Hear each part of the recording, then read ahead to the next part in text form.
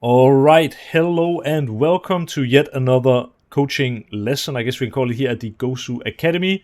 Um, I've got a ton of videos out with many different topics, most of them plus 1 hour. It's almost like a podcast. And if you would like to join the Academy and be in these coaching sessions as well, you can use the link in the description for 1 month free, kind of a trial period with Gosu Academy.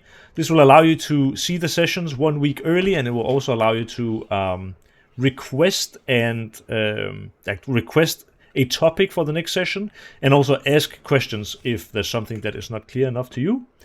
I was thinking, and we've been going now through many maps on the CT sides. We've talked a little bit about reacting. We've talked about aim. We've talked about the mental game. And I was just thinking, is there another big topic that we have yet to cover? And what I came up with is one of the most underrated topics, which is supporting. Now, supporting is something that can sometimes be pretty hard to quantify. And due to this, it will probably be another session where I will be a little bit all over the place. I will tell some stories from my career.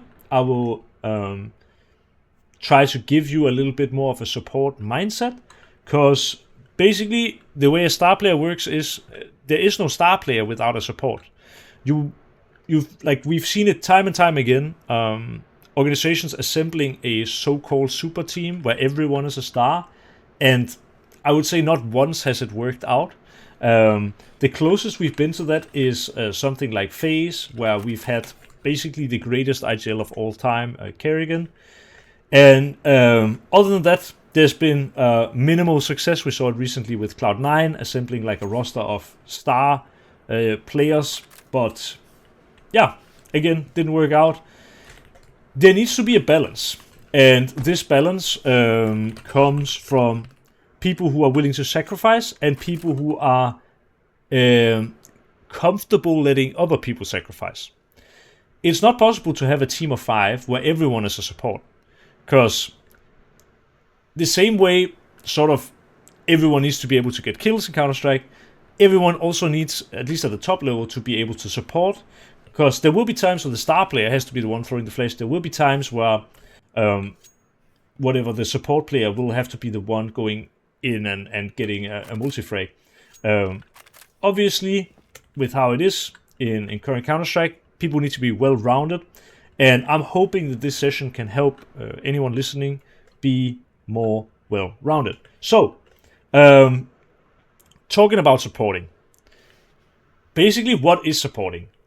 Supporting can be many things in Counter-Strike. It can be throwing a supportive flash. Like if my teammate is here and someone is balloons or pushing mid, if I want to flash for my teammate, being a good support player means I need to very quickly in my brain now calculate how do I throw this flash for my teammate in an effective manner. For example, Rob, are you supposed to be streaming right now? I might be needing to stream. I feel like this happens too often. It always happens, yeah. But it's good. It's good.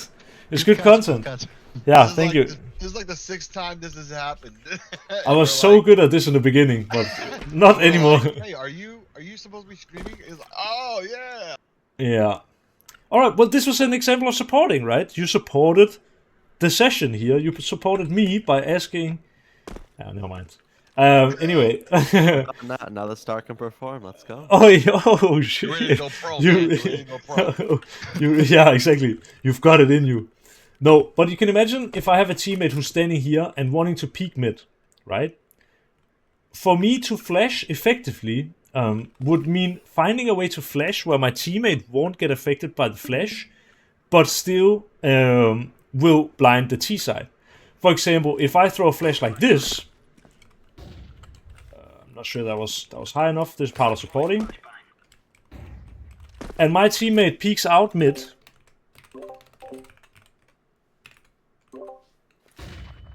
Well, now he's full blind. If my teammate wants to peek mid and I flash top left instead, well, this is a flash where he can actually go out and swing with the flash and peek. Or make sure that he gets the flash in his back so he can hold his weapon in the right position, wait for the flash, and when the flash comes, then he peeks out and kills. The same can be said about the connector role, which is, well, it has always been part of the meta on overpass, but especially lately, the A rifle is playing so much in connector, it's actually ridiculous. And a big part of the reason is because people found out how to effectively support this area. So long as I, as a connector player, can block underground, well, it's very easy for me to get a flash from my teammate. Now, if I am the supportive element in this equation, and I want to flash mid in a way where my teammate doesn't get blind, well, flashing like this is not good. As you can imagine, flash... Let me actually do this real quick. The flash is landing right in front of my teammate's face, and so if I'm peeking, this is a bad flash. An example of a good flash would be flashing above connector. Because this is a flash that my teammate will never be blind from, but that will always blind the T's. No matter where they're looking, this will always be in their field of view and will always be blinding them. So what was the change that made the connector position, well, it was already strong, but what made it even stronger? Well, people started using flashes from B to support the A player and flashing anywhere over this hedge. These flashes are, I would argue, potentially the most powerful flash in the entire game. Any flash that goes above this hedge from B is impossible to hear, basically impossible to dodge, and will never ever blind your teammate. It goes for the guy playing underground, it goes for the guy playing divider, it goes for the guy playing close here. All of these people can peek with these flashes, and it's, especially for the connector player, a flash where you can hide, you can get the flash, you can check, and even if you do get a fight, you are in a headshot angle fighting against T's who will likely be blinded. It's the headshot angle that makes the big difference, because if I am standing here as a T and I now get blind and I decide to just choose to sit and spray, well, it's possible I get the kill. But for someone peeking that you haven't ever seen in a headshot angle, that's basically impossible to kill with a flash. And that's why these, I call them G2 flashes, are so extremely powerful, because any B player can basically do them. Even if you're a monster playing around this area, you watching the smoke, you just come over here, throw this one flash, and now you can go back and defend your area. Really doesn't matter where you are, you can always throw this flash from B, so long as you are not, this was actually bad, but so long as you are not preoccupied. And this is really one thing that is, I guess one of the places, like one of the areas where the pros are the furthest from the average Joe. I remember a situation back when I played in Nordaven in 2020, where we had a big discussion because my teammate was playing here on this corner, and he wanted to get a flash to peek long. What I did from around stairs was I flashed at this exact corner in a way where it's impossible, basically, for the T's to dodge it because it's coming so fast. But also, it was a way where I felt that anyone who was in this space would definitely get blind. My teammate peeked with this, but had an issue with me flashing in the front because he first needed to dodge and then peek.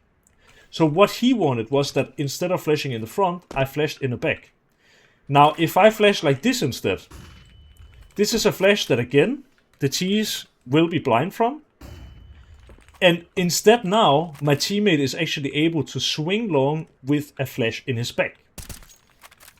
This seems like a extremely easy sort of dilemma to get a conclusion on. But the thing is, if I am flashing on the corner, and I do it very close to the corner, like this flash for example, this is really difficult for the T side to dodge because the flash is visible for a very, very short time. But if I am flashing for my teammate in the back, it will undoubtedly, because it is further from the corner, be visible for a longer time and might be there for long enough that now the T's are dodging the flash. This is one of the, I guess, problems there is with flashing, or one of the things you need to consider is, would you rather have your teammate getting a flash in the front where the T's have no chance to dodge it, Or would he rather have a flash in the back that he can swing with, without having to dodge, that it's more likely that the T's are seeing early and can turn away from? This is, I still think, one of those things where I think it's really up to the player playing here what he prefers. In this team, people prefer to get basically always flashes in the back. But I know for myself, if it was me, I would much prefer to get the flash on the corner so that I can hold, and when they get close, I turn and I peek and I kill everyone. Another reason why this is, it has a difference is if you flash in the back and someone is far away, they get blind for a very short time, whereas if I try to stand in the same position and we do this kind of flash, because it is closer to me, I will be blind for a little while longer. And so this is basically something where, again, it is a little bit up to the aggro player and the people you play with. I personally, in this scenario, would like the flash on the corner, because I would be worried that this flash would be too obvious and that the T side would dodge it. The way, yeah, flash no? from the bank. From the bank? Yeah, like from behind the truck. Yes, this flash, I mean. Yeah. Yeah, this would also be good, but in this case I was stairs, so it didn't really make sense to like try something like this, right? And again, you run with this flash, you run you run into the problem that the flash is so far away that if they are not all the way close yet, okay, this was the one that failed, right? But you can imagine if I do this flash and a guy is standing back here, this is a flash that won't blind him for very long. Like, it will blink, but that's basically it. So, yeah. What if you threw it still behind him, but also close, like like a hybrid of both? You know what I mean? So like right around here. Something like that, yeah. So this way you're still behind your teammate, you're not blinding him, but it's close enough that to that corner that it has that longer effect. I mean, it's actually a good question. The thing with this flash is, if I'm holding as the CT now, and this flash gets thrown in a hybrid way, as you called it, I'm still needing to dodge, you know? And if it's hybrid, let's say it was a little bit more, I'll try to throw it just slightly more to the right. Let's say it like this. One you still have to dodge anyway a little bit by moving out of the line of fire anyway, right? Like this one, you mean? Yeah, you still have to dodge technically by turning around, by going behind a corner. Yes. Right. So I mean, either way, you're still dodging it. Yes, but then I would just, if I have to dodge the hybrid flash and the close flash, or like the in front flash, then the in front flash will flash the T's more. So I would rather have that one. I think the problem with doing a hybrid flash is like it still gives the T's time to turn away. Like it'll still give them like maybe not like 2 seconds or whatever it'd be. Yeah, but there's no sound cue, so it's literally just popping out right around. Yeah, but it's still flashing like halfway across the gate. I will still not be able to hold this angle and not get blind. I will still have to dodge, but this flash, I will also have to dodge it. Maybe I can even dodge it with the wall because it's in front. But also, this flash will blind the T's for longer because it's closer, basically. And you don't run the risk of them seeing the flash early. Because that's another thing. I mean, if I would want to peek this corner, because I do this a lot, I can do like a slower underhand flash, which is on the corner, right? So for the T, if he's coming forward here, this is pretty hard for him to dodge. But there is the other way, no, there's multiple ways, but I could also just throw a high flash and then peek with the flash. You can play those mind games as well. And that's what I think is a little bit the issue with the hybrid flash, is that you have to dodge it, but you also, because they might see it early, have to maybe swing with the flash, and then maybe you die before the flash pops. It's like, with the in front flash, it's very obvious you need to dodge it and then peek after the flash. With the one in the back, and this is also another problem I have with the back flash here, is for this to be good, if they see it, I need to swing before the flash, and I just don't like that, because there are likely multiple people here. What some top teams do is they will call flashes with different colors. So a red flash It's like it's almost like a warning signal, right? A red flash is in front, so I could say like, I'm doing red flash long, flash, and bang. That's how a lot of people will say it. Like, when flashing, it's really important that you make it clear to your teammate exactly when you release the flash, because most people, at least most good players, have an internal sort of timer. For example, if I'm saying, yeah, I'm flashing long, or I'm flashing long, it's very different, the timing of when I release the flash and when I'm saying it. That's why, if you want to be good at giving the proper communication, it would be like, okay, be ready, I'm flashing long, flash. And then some people choose to also say bang, so that you know when the flash that you're supposed to peek on pops.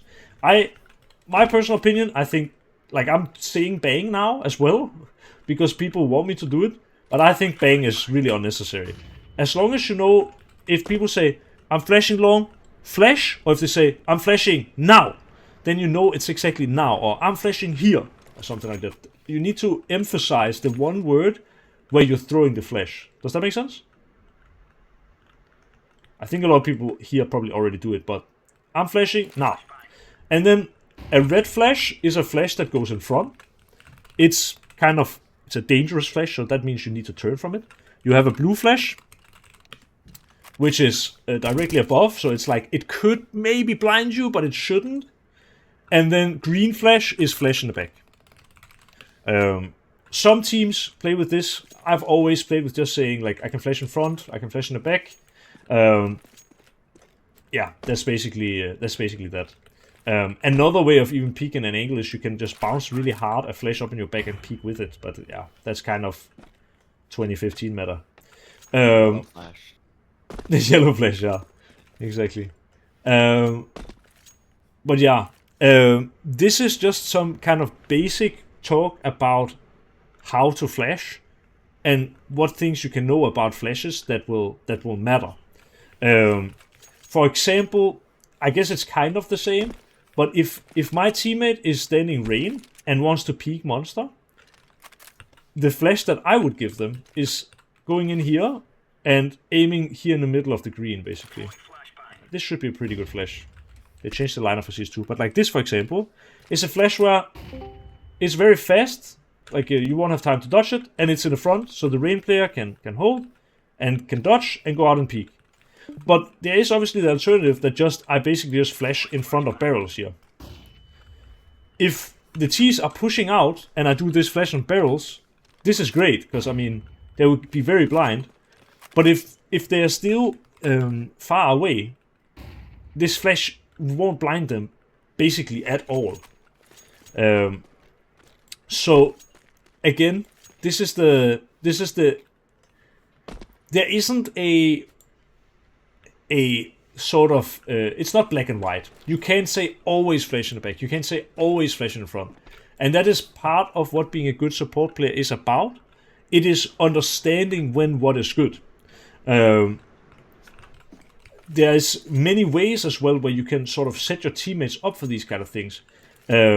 Just on overpass alone, I can show you some ideas that I actually feel like I use quite a lot, but might not seem so obvious. So let's say I'm planning the bomb here, my teammate is short, and I'm now able to go away from the bomb site. I've had it a few times that in a 2-on-1, for some reason I'm left with a flash, and I can offer my teammate to flash over short, so that when the CT presses the bomb, my teammate is ready, we hear the flash comes, and now he peeks and kills the CT who's here. You could say that it would be smarter for us to gather up and play the 2-on-1 with like numbers advantage, but the flash here becomes kind of an extra man. This flash is so unexpected late round, and the CT will basically always, when he presses this, even if he's full diffusing, he will get blind. If he's not full diffusing, he will start moving towards here, but he will always keep an eye on short. That is an example. Another example that you guys probably haven't seen is if you go here, you can aim. There is like a square here, if you can imagine that. If you aim right here, you can do a flash. I lagged out, guys. a little bit above the middle of the square, you can flash into underground. And this is a flash that our underground player can get and peek with in a way where we can destroy anyone who is contacting forward, or if they are running with Tech 9s or whatever. You can also blow the door. You can aim. You can go in here. You can aim on. There's like 1, 2, 3. You can aim on the left one.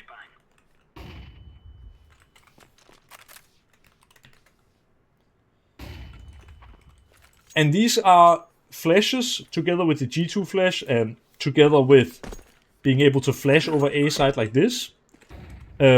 Ways where you can support your teammates in ways that kind of seem a little bit crazy. I'll give you another example, which is actually a situation that will happen an awful lot on Overpass, and it's actually one of the best supportive things I can teach you on this map. As I know some of you know, tomorrow, not when this video gets posted, but tomorrow after this session, I will be announced as a coach for a team. I've been coaching a team for a while, and we had a situation not so long ago where basically we had one player coming up here in a 3-on-2. So we had one CT who had pushed B, and we had 2 CTs rotating from B, and we had 1 T planning and 1 T playing somewhere, holding for the plan. And we were not able to deny the bomb plant in time from here. But what I said to my player was, if you are in this situation and your teammates are stairs, so in this case stairs was also smoke, right?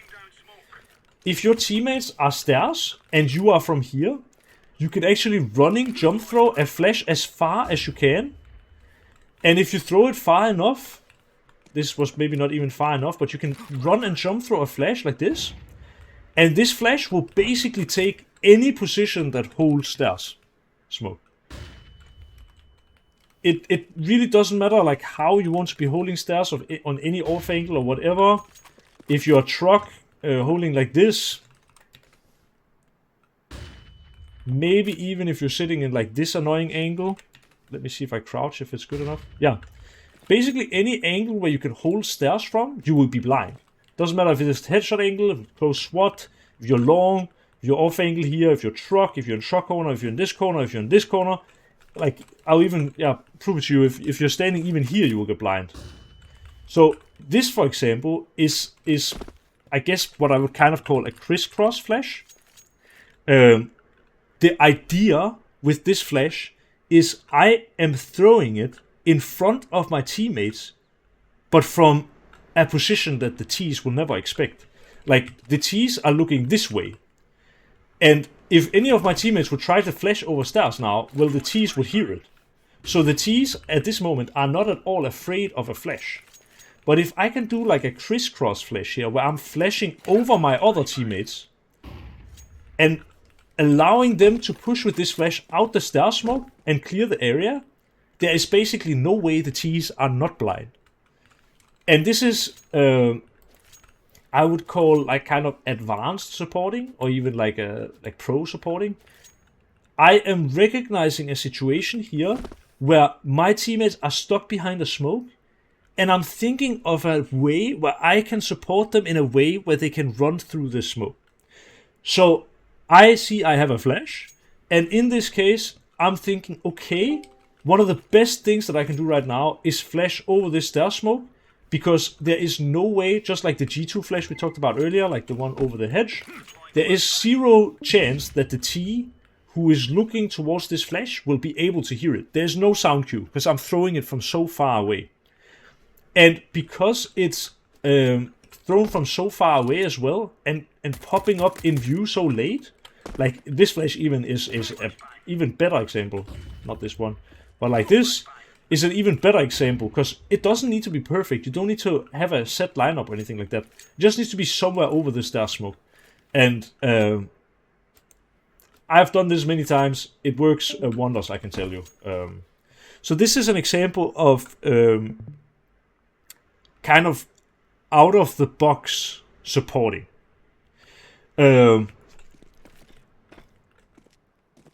Another thing that is really, really key when supporting is the offering of nades.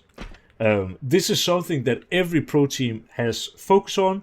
It's one of those annoying things that basically always gets talked about. Like, there are a few things in any pro team that even if you work together for 5 years, there will always be a conversation to be had.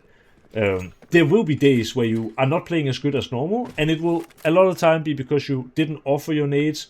Maybe there will sometimes be someone who is toxic. Maybe there's sometimes people having low energy. Maybe there is, I don't know, bad mood or those kind of things.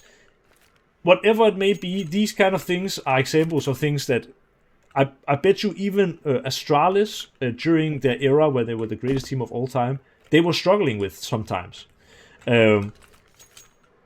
Offering nades is understanding. In the basics, basically, offering nades is as simple as telling your teammates what kind of utility you have. Like, say that I'm coming over here, and my teammate is here, and he wants to make an aggressive play into A side. When I see him here, I can quickly say, "Ooh, I can flash for you A side." And then he says, "Oh yeah, that's a good idea." And then I line it up, and I say, "Flash," and then he goes in and he destroys everyone. That is an example of offering nades. I recognize a situation where if I was in my teammate's shoes, I would like to get a flash to take the side. Maybe I say, "I have a flash, I can flash you inside." And then he says, "No, I don't want that." And then you say, "Okay, well, I can smoke stairs for you." And then maybe he says, "Okay, that's a good idea." And then you do a stair smoke, and now this player has a better play because you offered it. But for this player, it's unlikely that while he is in a forward position, he would turn back and check your utility and be like, "You have a smoke. Can you smoke stairs for me now?" And then I can, like... that is why the offering of nades is so damn important. And I now sort of made an example of it where it is me understanding a situation, but at a pro level as well, or basically just it should be at any level, but it mainly happens in pro level. It could be that whatever, I am walking here and I don't know what to do with my grenades. I don't see anything right now where my teammate can use my util. I don't see anything right now where I can use my utility in a way for myself to get more space, right? But by me just telling my teammates what kind of nades I have, as I'm walking here, I can just say, "Yeah, I have a smoke." That's really all it takes. And maybe my teammate then also has a smoke, or has an idea, or has a play that he thinks up because I tell him what utility I have. Something so small as that is an example of supporting. Like, I am offering the utility that I have to help make a round work. Obviously, supporting goes much deeper than just telling about what nades you have. And now we've mainly had focus on, like, offering nades, sort of how to flash, and just mostly flashes, basically. But another example could be, say my teammate is playing in this position. Maybe all passes. Actually, let me change map real quick. I think Vertigo I have a good example for.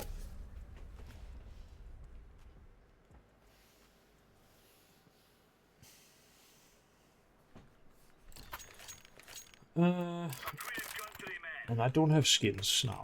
That's sad. Let me do this real quick. So say I have a teammate. In this case, it's my star player. Star player is hiding sandbags and is hoping to go unchecked in this round. This player is hoping that they don't get Molotov, don't get double naded, and that they can sit here for the entirety of the round, basically. As a support player, I can recognize what's going on here, and I can offer many different ways of helping. One of the ways could be, I see him send, like my star player sandbags, I can say, "Okay, I have first contact for you. Like, I will bait for you." Baiting for each other is something we could also talk about probably for hours, but in most cases when you want to bait for someone, you want to take contact and stay alive. If I take contact and I now die, well, anyone who has watched my mental coaching session, there is this very strong sentence: the threat is greater than the action. So long as I take some shots and stay alive, I will be a constant threat. This player who's coming up the ramp will not know on which timing I will be peaking, and will therefore feel, basically a threat. He will feel like I am in the way of his play. But if I go out here and I die, well, I am no longer alive. I am no longer a threat. There is no worry now for the T. And this is exactly what encompasses this, like the threat is greater than the action. I need to show presence and stay alive. As long as I do that, I'm a threat. And I don't actually even need to act. I don't need to keep fighting unless it makes sense. But if I go here and die, now I'm fucking it up. What do you say? Did you say like because sometimes you might just get like one tap? Did you say that if like something happens where you take first contact and die, like that almost gives the enemy team a false sense of security? I know there's been times in like personally my games where we've got the kill on first contact and then we just completely forget about like say sandbags or something, and then the sandbags player gets 3 kills because no one's expecting him there. Yeah, it can happen like that. Player and you're thinking one's holding short. Yeah, so like if I step up and I one tap basically this guy with my AK, and then I'm thinking, oh, I'm gonna take space, like that, right? Yeah. Yeah, I mean that can definitely also happen. I think in some cases, like here for example, if let's say my team, okay, now we're going pretty deep in it, but I know there are some people who are very good at Counter-Strike who also like to watch these videos and be in these coaching sessions, so it's good also for like to touch both the sort of beginner level and the high level. The high level explanation for this is that, say my CT team has not been doing any utility on A the entire round, and this T comes up and one taps connector guy. At this moment I would still be pretty sus, because it's like, okay, why is this guy playing all the way back here at connector instead of fighting for any of the space?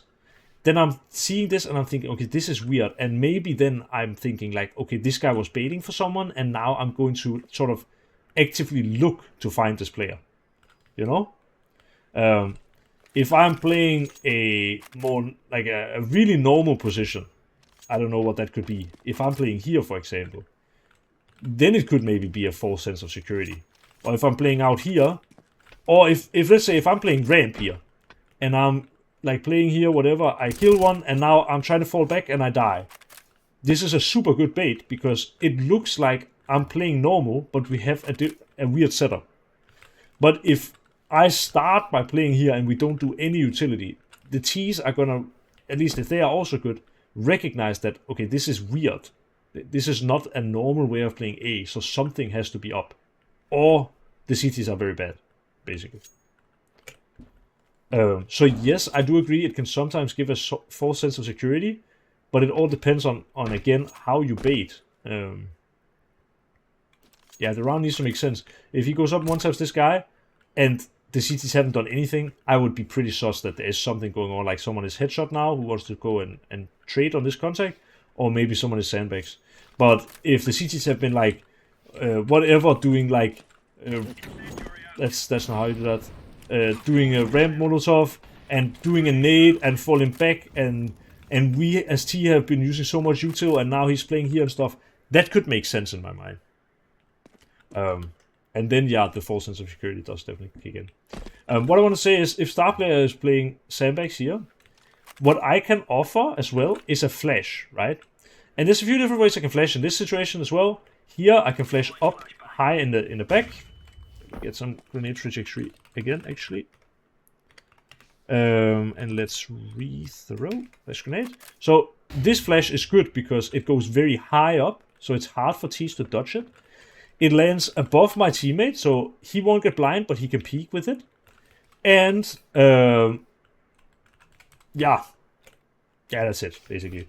But there's an alternative flash, which I probably don't recommend doing, but you could do. which is flashing, in this case, in front of the sandbag. This is a flash that, because the sandbag is obscuring the vision of the flash from the CT's point of view, if I peek right side now, anyone who's standing down in this area will get blind by the flash, but I can peek with the flash, right? So again, depends a little bit on the situation. Like, if the T's are definitely many here and stuff like this, maybe you want to do it in front of the sandbag so you can peek with it to kind of surprise them. But if they don't know about sandbag, then maybe doing this flash is better, because they are maybe just standing like randomly and then whatever. I don't know. Maybe you want to peek on the flash instead. This is a lot what we kind of talked about on Overpass, but the big reason I went on Vertigo now is if star player here is in sandbags, I can also be a supportive element by saying, okay, I will bait for you. If you get Molotoved, I can smoke you. So I can be the bait, and if I hear them throw a Molotov sandbags, I will from back here throw a smoke in sandbags, which makes it seem like, or well, at least the only information that the T's are getting are, okay, we Molotov sandbags, and the CT used a smoke on this. But the T's now don't know if this area is clear, because with the fact that they saw the smoke, they don't know if if there is a CT here hiding or not. It could be just a fake. But there could be someone there as well. And that is also a part of supporting, or in general being like a really nice teammate to play with, is what is called pre-planning. So I make a plan for something that hasn't happened yet, so that we are both on the same how can I say, same plan. So let's say I do this smoke, right? And then I say to my teammate, teammate, come with me. I will come with me. Let's go play close gap. And then let's say we get to here, and I'm thinking, okay, so 3 and 5. We're probably not winning this round either way. Maybe I want to do an aggressive play, and I tell my teammate, I will push through the smoke. If I die, you can walk through it as well, and they won't expect you. Now I kill 2 because I'm unexpected, and I die. And then my teammate immediately walks through the smoke as well, and gets another 2 kills. And now we turn it from a 3 and 5 to a 2 on 1, whatever. Maybe this guy gets traded, but it becomes a 1 on 1, and we have a chance to win it. That's also an example of supporting where I am taking control of the round.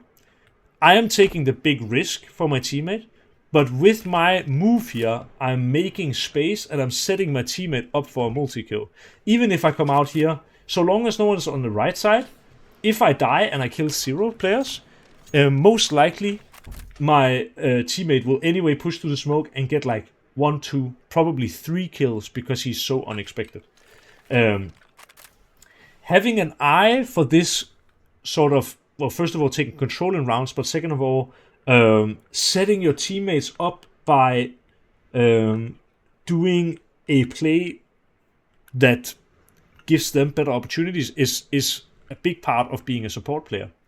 And with that, we haven't even basically talked about the kind of most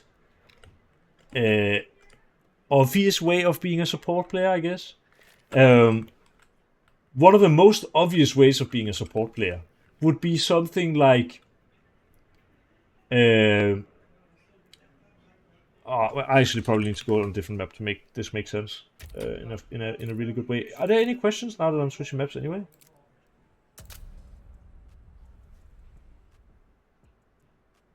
Okay, that's all good. Then I'll just continue. Wait, I do have one. Is the okay, team we're okay. coaching Astralis?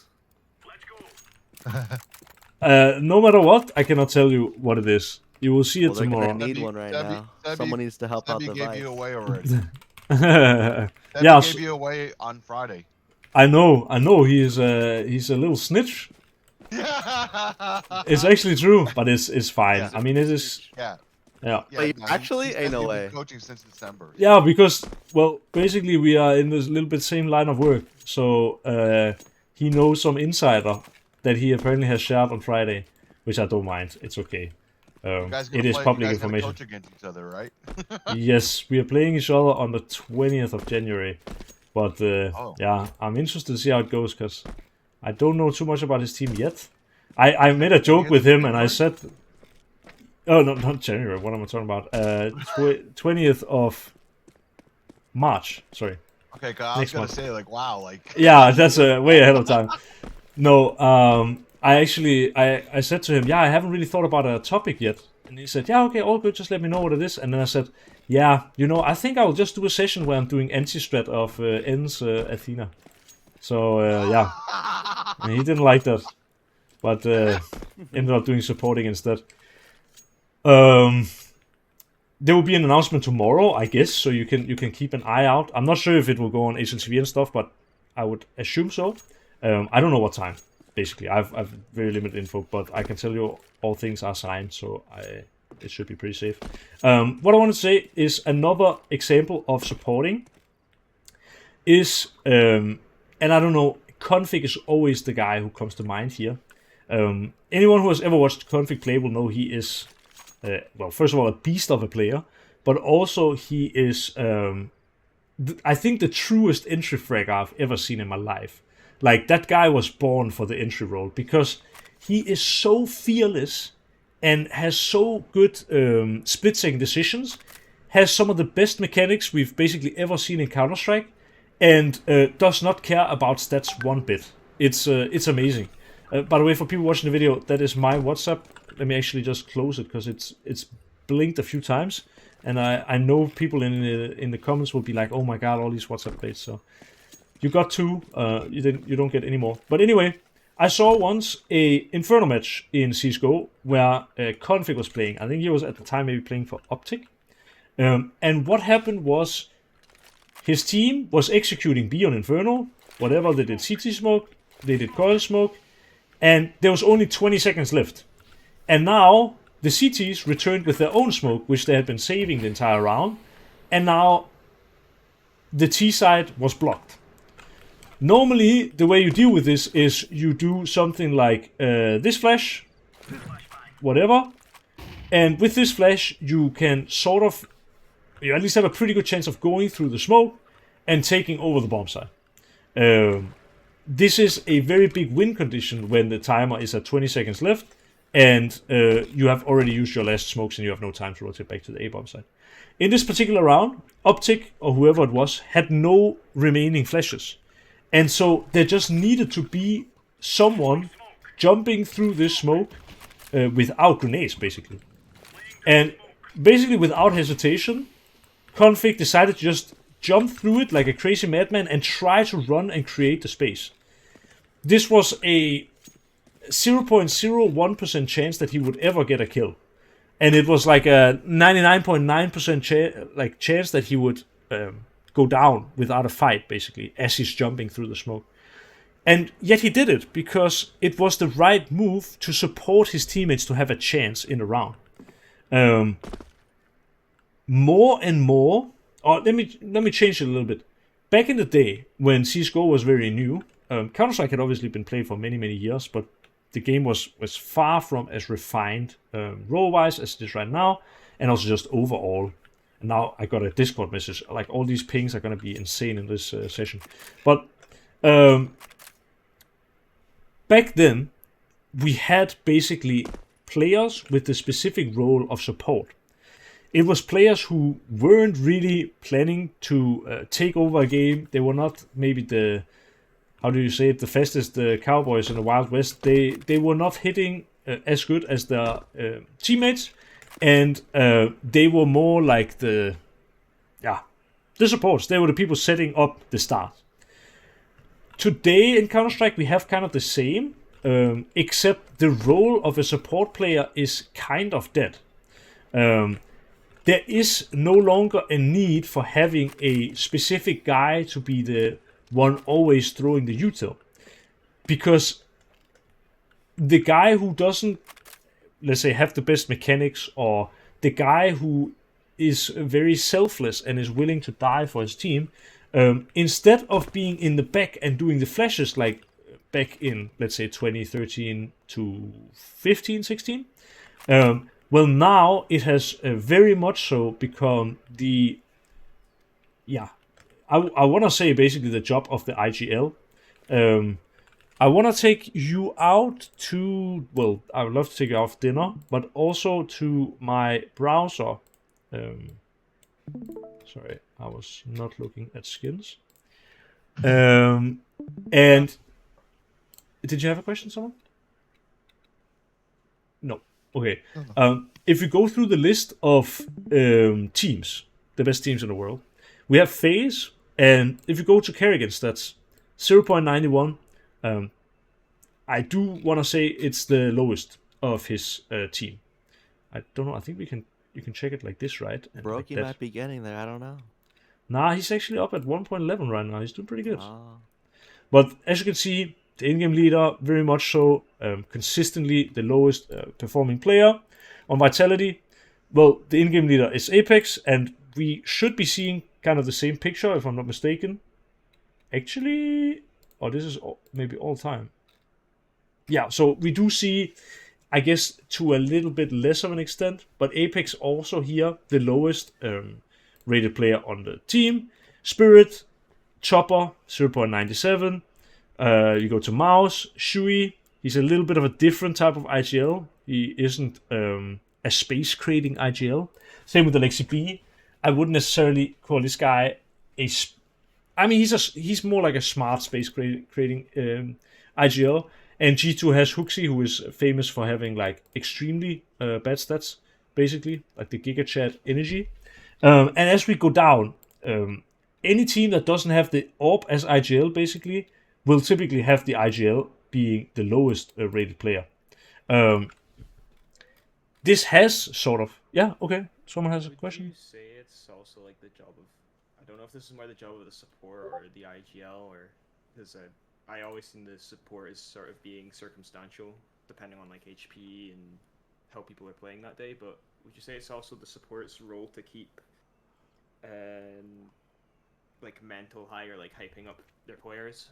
So like Tuxi, for example, every time Monacy hits a 6 shot, he's always screaming and hyping them up. Stuff like that, or is that just sort of I think you definitely need that. Like on a team, for example, Navi, I think definitely JL is what I would call a support player as well, to some extent. Like most teams in current Counter-Strike have 2 people. Vitality is a little bit... I mean, I would call Messi sort of a support player, but they don't have like hard support roles. Kerrigan and Rain, they are very support player types. Chopper and Magix, very support player types. JL and then Alexi B also to some extent. But what's interesting is that each team basically has someone who creates that good energy, right? Like on FaZe it's Kerrigan, Vitality it's Apex, a lot of the time it's the IGL. I'm not too sure. I don't think Chopper is too loud, but I mean we saw Donk yelling so much, so he is definitely up there. On Mouse, I think a lot of them are yelling, honestly, but definitely not Jimpat. I think maybe not Torshi either. Shoshun will be yelling a lot, and Shui probably also. Alexi B, one of the most calm IGLs we have in the scene, but then he has JL, who is bringing up the good mood. Huxi yelling a lot, and so on and so forth. I do think it is... Someone has to do it. There needs to be good energy on a team. But, yeah, it's not necessarily a support player's job, I guess is what I'm trying to say. And with kind of what I was saying, I lost a little bit what I was saying with this. I guess just that back in the start of CSGO, when NIP was the best team in the world, they had a player called Fiflaren, and he was basically a support.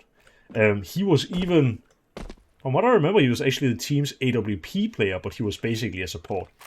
He had bad ratings, and he was, by many accounts, the worst player on the team, while also playing the AWP. Around the same time, around 2014, we had another player, Smiths, who, actually even went on to win a major, if I'm not mistaken, and had confused. I mean, he was basically also a support AWP, and he in fact had a lot of hate, but made a Twitter post saying that he's basically a support AWP. This role of the support AWP kind of doesn't really even exist anymore. But my point with it is that back before the game was as refined as it is today, any role could be the support. It was more like you just became the support player of the team. It was like you picked, okay, you are entry, you are IGL, and you are support. The way it works now in today's Counter-Strike is that the support is actually more a space creating support than a utility support. Again, if we just try to bring up a mental picture of the list that we went through on HLTV before, Kerrigan is like a crazy space creating IGL. He just jumps through smokes and doesn't care whatsoever, does whatever the team needs, and he doesn't basically at all care about stats. He's just trying to use his presence to put his teammates in a position where they can win the round. These kind of space creating high energy IGLs are basically the most successful IGLs of late. If you go through the most winning teams lately, it's basically FaZe, Vitality, and G2, and they have Apex, who was an entry for many years. They have Kerrigan, who was a crazy space creating IGL, and they have Huxi, who is known to be like one of the statistically worst players we've sort of, I want to say, ever had in Tier 1, and yet his team is winning. The role of a support has become much more about being the one willing to do what Config did, which is jumping through smokes with no flashes, or being the one who, if we are two people walking banana, now our apps player dies because there are two people pushing apps, just says, okay guys, just trade me, I'm running in. And even though this guy might die, well, his teammate is following up, going to get the trade, and putting the team in a round-winning scenario. Now, I started out in my career as an AWP player, very much a star player of all my teams. And at some point in Heroic, I got kind of changed into a support player. I was absolutely this guy who was running around and dying for my team. But it was what the team needed. And even though if you look at my stats during those times, they weren't pretty. What was pretty was the fact that I think when I joined the team, we were number 45 in the world, and 3 months later, when I left the team, we were number 12. The space creating support has, in the last 5 years especially, had like a lot of place, I guess, in the meta. And in fact, it's something that almost every team is building up around. It's also one of the biggest, I want to say it's one of the biggest reasons why we saw the other day, for example, BlameF, who is one of the best statistical players we have in Counter-Strike, basically, getting benched from Astralis as the IGL as well, simply because he is the opposite of a space creating IGL, at least for the most part. He is not the guy going in and sacrificing. He is more so the closer. And these type of IGLs have actually for the longest time had sort of a like, there hasn't been many for lack of better word, like a bait IGL or like a passive IGL. This is something that has rarely worked in Counter-Strike. And looking back at players that have tried it, like BlameF is the Shock. obvious one.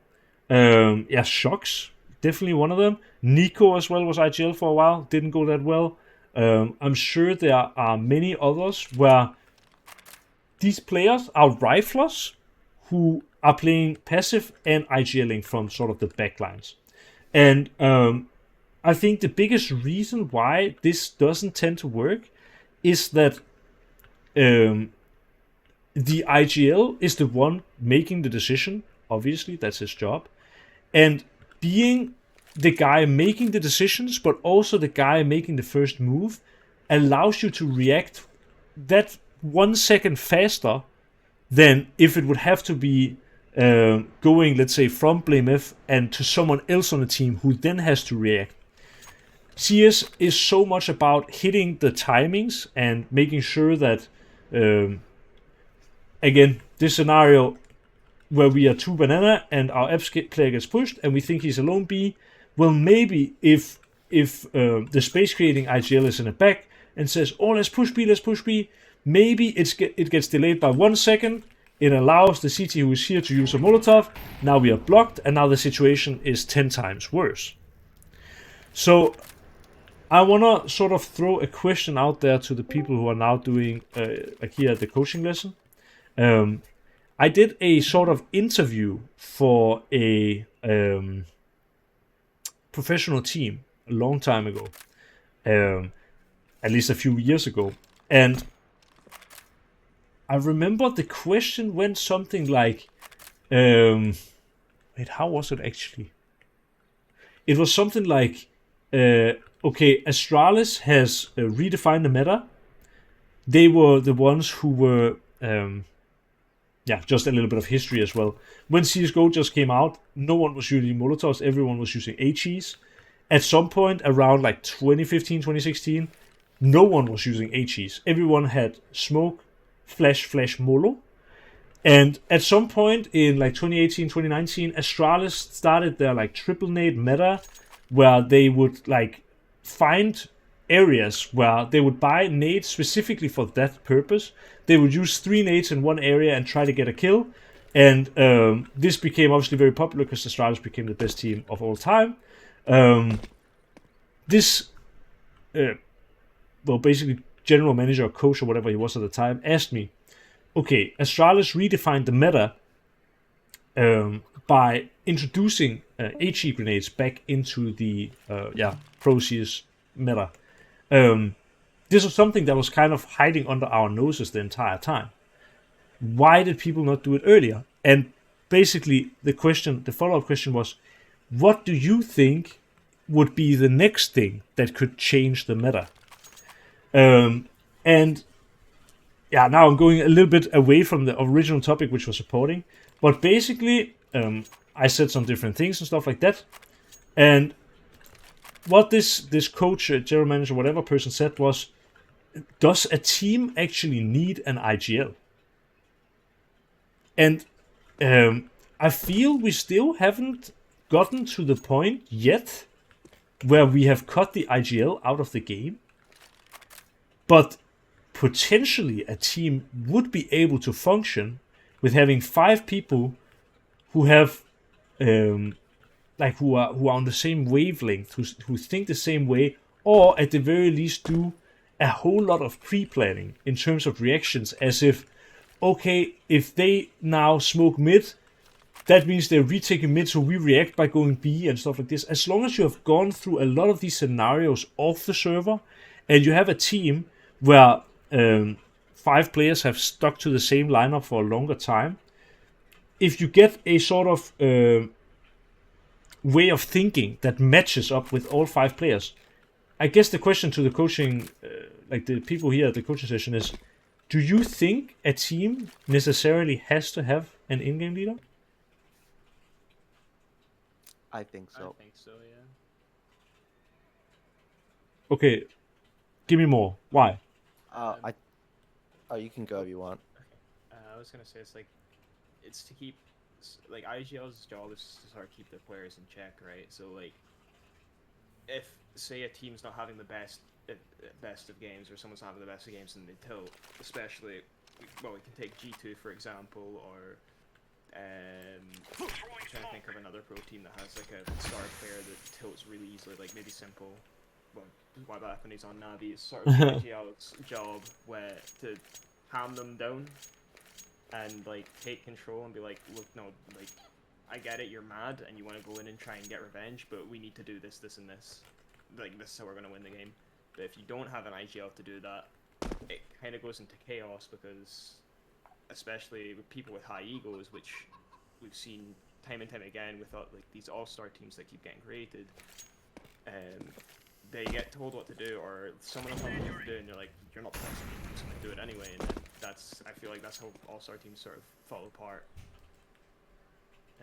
And that's with an IGL. Without an IGL, I think it would sort of become more chaotic. I think it's an interesting take. I think, yeah, I can give my understanding of this, which is like it's not at all the IGL's job to calm down the star player, and also I think toxicity or like being mad as a star player, like tilting, is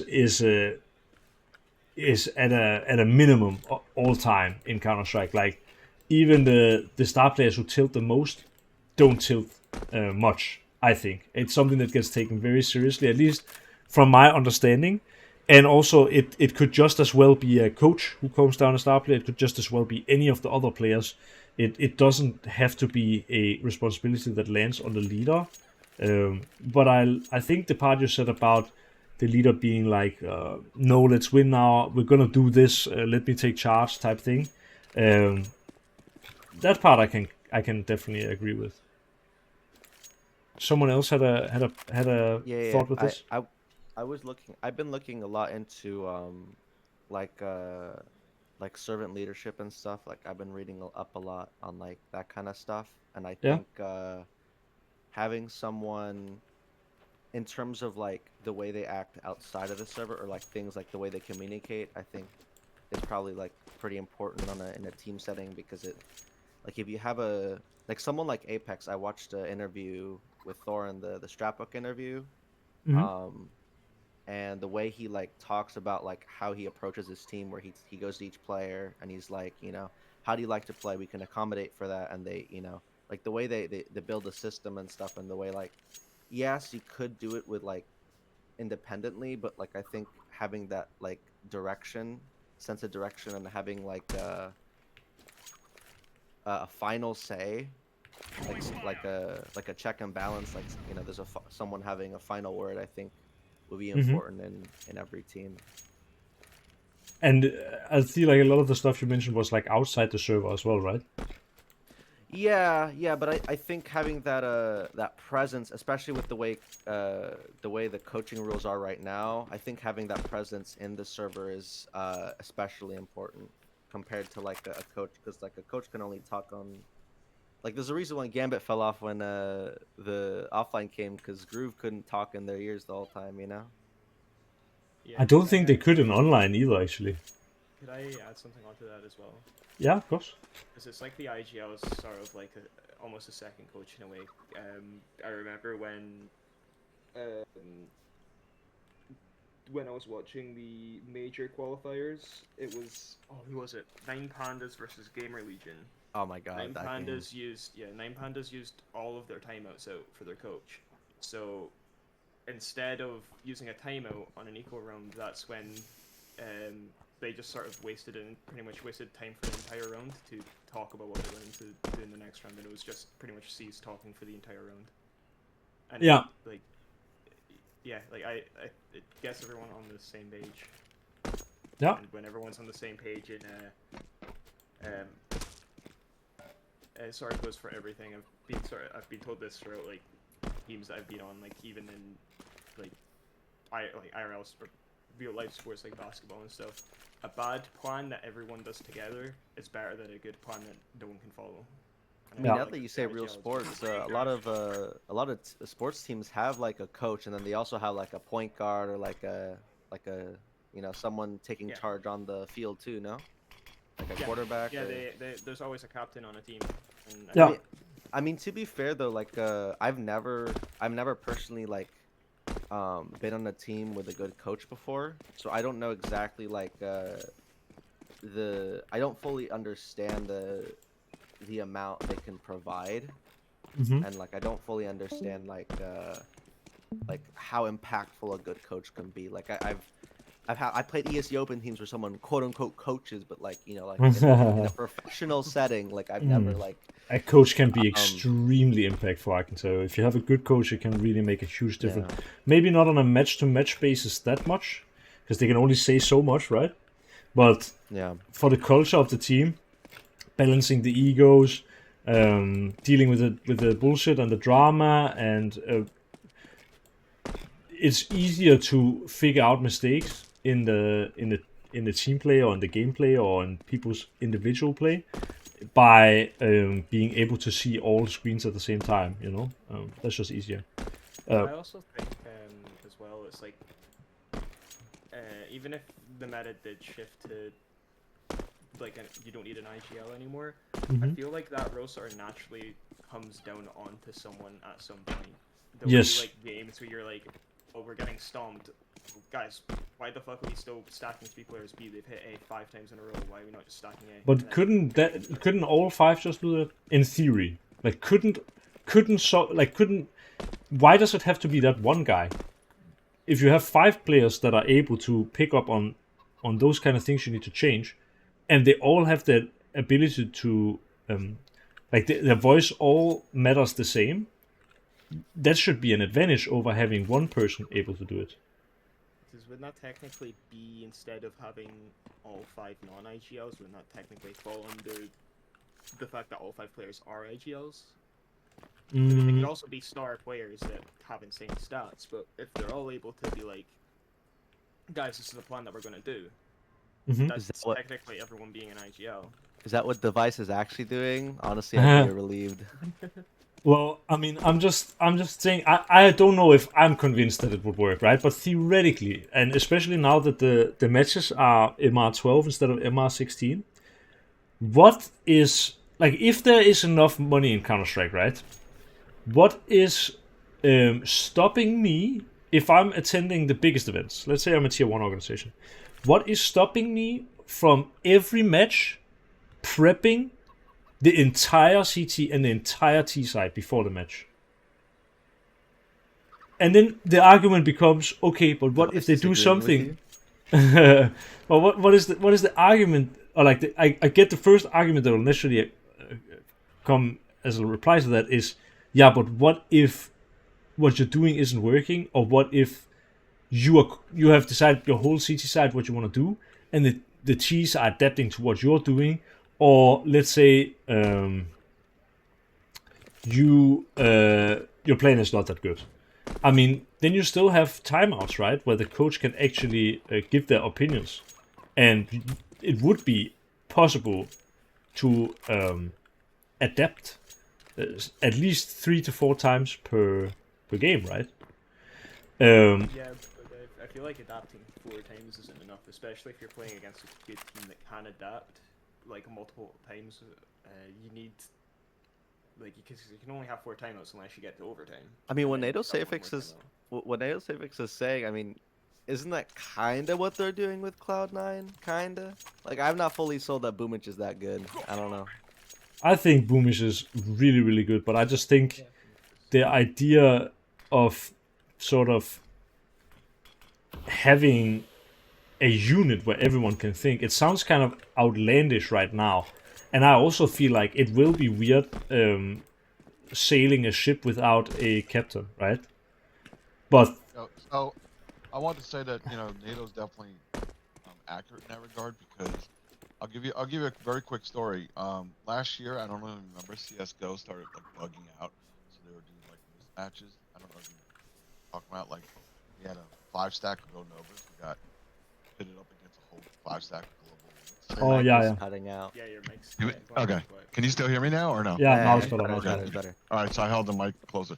So anyway, we were a stack of Gold Nova 1s, and we got matched against a 5-stack of Global Elites, because CS:GO was like bugging like a year ago, and we were getting our asses kicked for every round except for one round, because we decided to do a play that we had practiced before, and it was a play that the other team just never seen. And for one round, we played better than them. We looked like we were better than Global Elite, just because we had practiced that one play. They had never seen, didn't know how to react to it, and we just killed every one of them, I think, without even losing a single guy.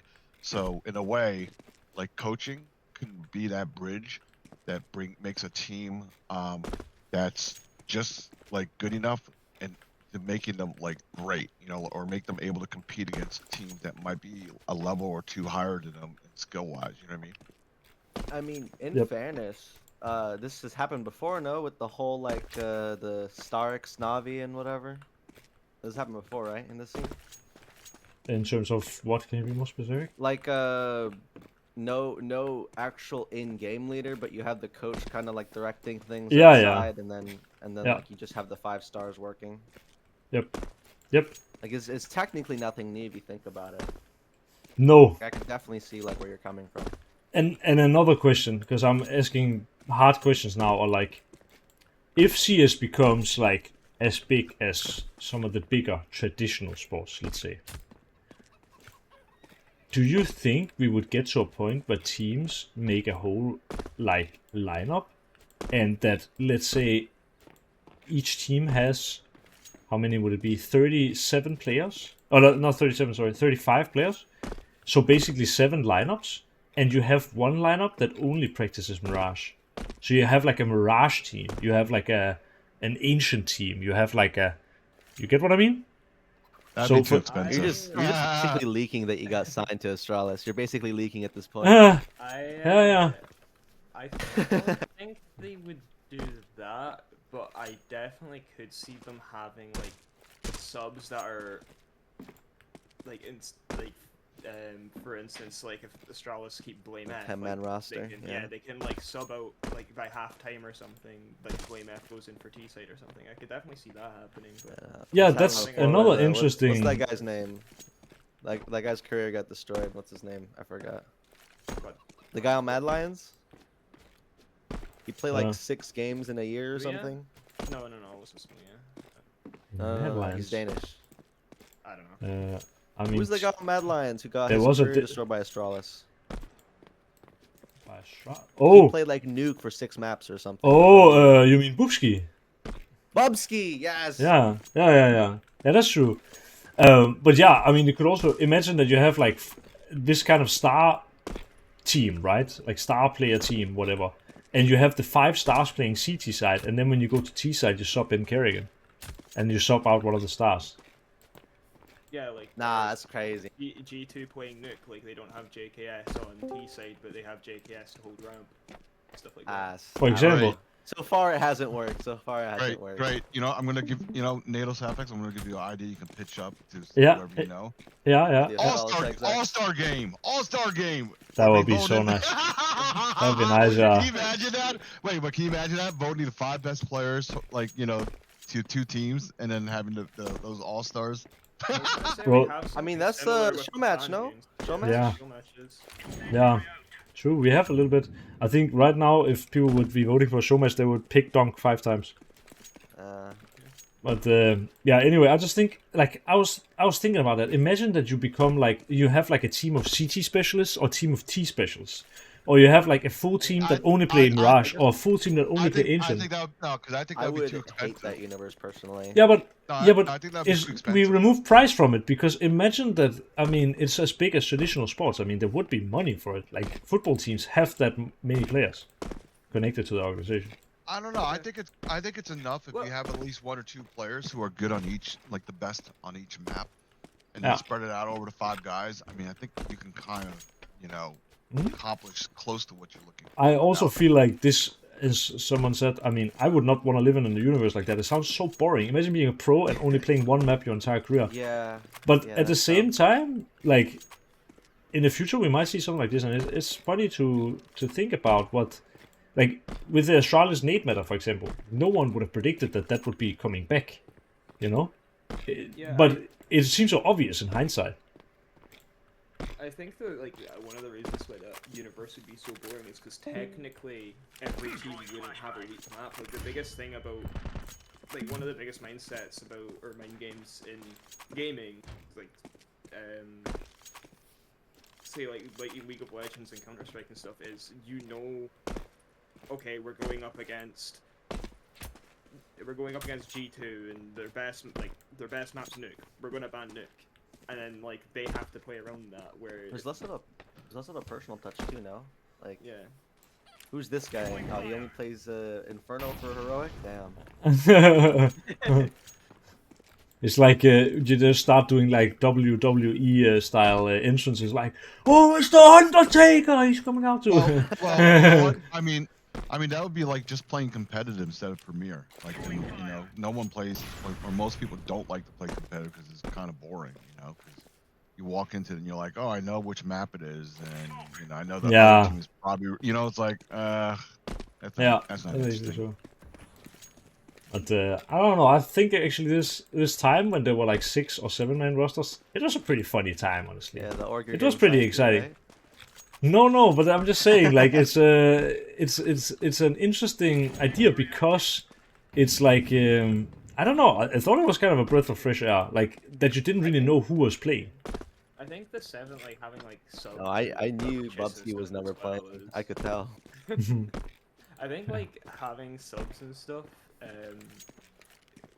would be quite a good change in a way of like.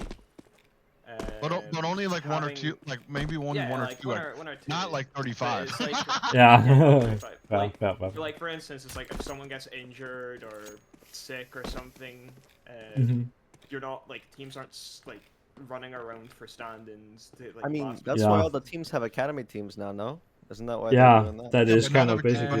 but not every team has an academy team. teams is to like build up young talent that aren't Without playing. no, you're forgetting the important part. Build up young talent without spending the transfer fee. That's the big part. That's the Yes, big and part. and cashing in on the transfer fee when they get really Yeah, good. they don't have to invest in players. They can just pick them up because Quick, they're. quick question.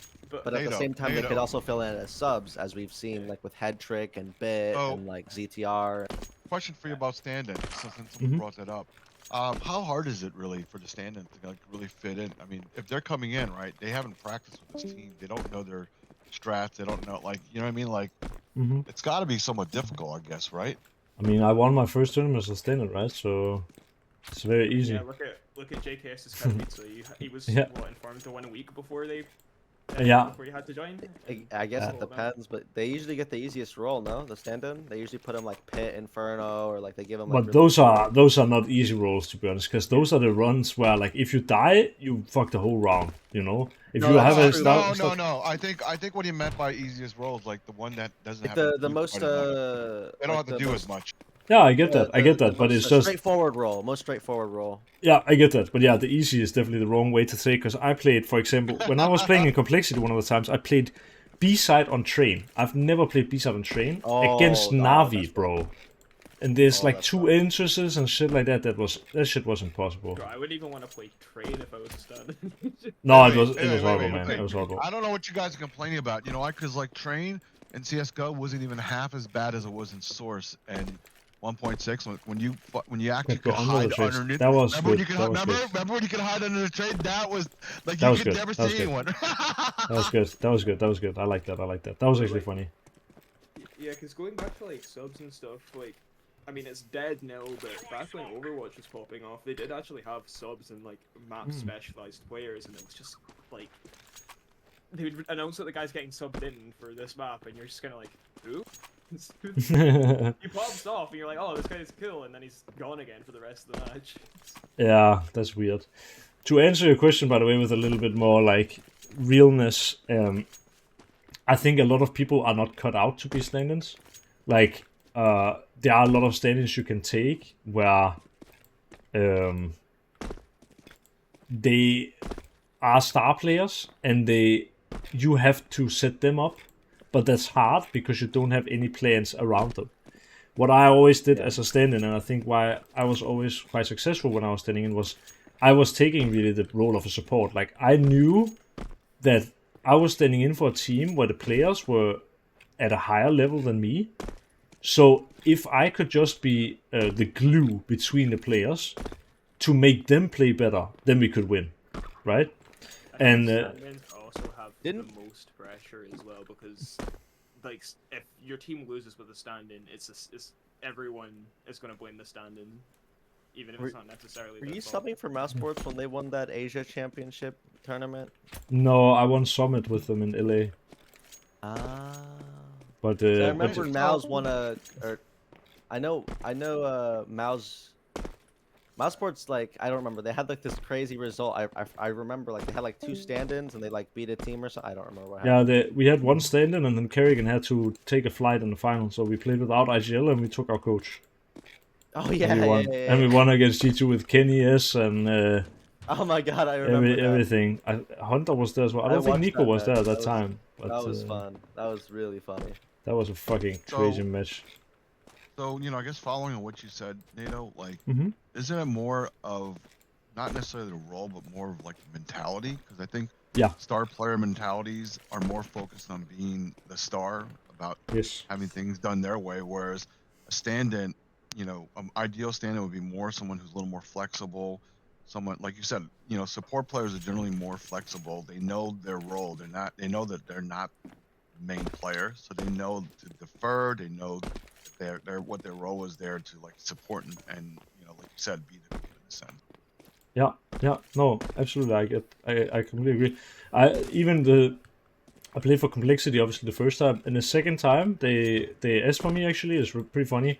I was celebrating my birthday, so I live in the Netherlands, but I went to Denmark to celebrate with my family, and literally during my birthday celebration, I get like a message from Isatek, and the only thing he writes is just, "We need the glue." Like that was all. They just needed that guy to like tie the team together, and yeah, I did it. And I don't know. I mean, we got out of groups in Pro League as well during the time I was there. Actually, they were even considering. At least they told me. They told me that they were considering keeping me for the major cycle, but then they could get Cold Zero, so they decided to go with him instead. And they actually got worse results with him. That was a whole disappointment there. I thought he was gonna join for good. Yeah, but That was his the last thing was, big, team too. yeah, Yeah. and I think what was different there was that I was there as a supportive element, right? And Cold Zero was a star who joined, and they tried to have too many stars. And yeah, I don't know. I've talked to Blimif about it at some point, and I think we kind of both agreed. I don't know if he was just being nice, but I think we would have had a better result also in the major cycle if I would have played. Because even though I statistically weren't amazing, and even though I was playing a bunch of roles that I had never played in my life before, and even though I was actually what's it called? Like I was replacing Config, like a guy who is the opposite persona of me, both in terms of many things actually, but in terms of profile, we still made it work. And a big part of that was also that outside the games, I was really saying that my teammates were so fucking sick and that motivating them to be good and stuff like that. And I remember this one time I saw something really good that Isatek did in one of the matches while I was playing in Complexity. And I came to him the next day and I was like saying, "So Patrick, like I saw this thing on Overpass yesterday and I just wanted to give you some feedback." And then he looked at me and he almost looked like as if I was telling him a joke. Your mic cut out. Mic Can you completely say it cut out again? there. Oh, I thought you were okay. thinking for a second. I was like, damn. Oh, no. So I don't know where I was, but basically I So just told him. Patrick. So Yeah. Patrick, So I told him like, "Patrick, I saw something on Overpass that you did, and I just wanted to give you some feedback." And he almost looked at me as if like I was making a joke, because he was probably in his mind a little bit thinking like, "Okay, what the fuck is the stand-in coming here to give me feedback?" You know. But then I just told him, "Yeah, it was fucking sick what you did, and I just wanted to tell you." And then he just like I don't know. I felt like he lit up like a Christmas tree, and my time as a stand-in there, I didn't have to do that in Mouse, but when I was there in Complexity, for sure there was like already kind of drama in the team. People were not that happy with each other, and what I basically just did that in my time there, I just tried to make everyone happy, and when people are happy, they play better. So that's part of being the glue, and that's what they want and that's what they got. So yeah, that's part of being a stand-in. Like, be selfless, be the glue, be the supportive element, be hype, be motivating, and don't care about stats, because it's all about winning. And if you're a stand-in, my experience at least was that the other 4 players, they will step up extra to fill the gap that the player that you're replacing left. I call like an all-star team like I call it Conor McGregor mentality. Yeah. It's just like the Conor McGregor clip of like, "Oh, can you flash me in it?" Like saying that to like Cold Zero and Nico. They're just gonna be like, "Who the fuck is this guy telling me what to do?" stuff like that, or like, no, you're flashing for me, stuff like that. It's just like I feel like when you don't have a support, that ends up what's happening, and then like when you have an all-star team, everyone's like that, and they're all trying to I do don't their think thing. people have egos like that, to be honest, like at the top level. But I kind of get what you mean. I think it's just more that they don't have the idea of like Yeah. thinking like, oh, what can I do for this guy? Because they're used to calling for people to do stuff for them. That's kind of just the difference. A support player will offer to do something for someone else, and a star player will ask people to do something for them. Well, I think the difference is also like at the pro level, star players know that they didn't get there just by themselves. Yeah, Just by solely Yeah. what they do. Like they understand the value of like the support player. What Because, happened?